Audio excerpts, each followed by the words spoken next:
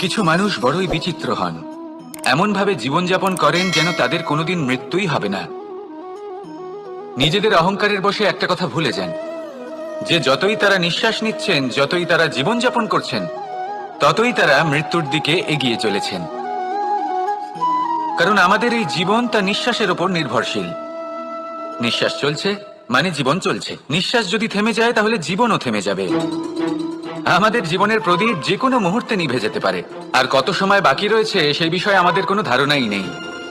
তাই যে মুহূর্ত আমরা এখন যাপন করছি সেটার সদ্ব্যবহার করে নেওয়া যাক, কোনো শুভ কর্ম করে নেওয়া যাক, এমন কোনো কর্ম যার দ্বারা আমাদের ব্যক্তিত্বতে এমন এক চমক আসে যে আমাদের মৃত্যুর পরেও এই সংসার আমাদের চিরস্মরণীয় করে। কারণ একটা কথা ঠিক, মৃত্যু হলো একটা অটল সত্য, তাকে মেনে নিতেই হবে, স্মরণীয় করে রাখতেই হবে। যে সময় আছে তার সদ্ব্যবহার করুন আর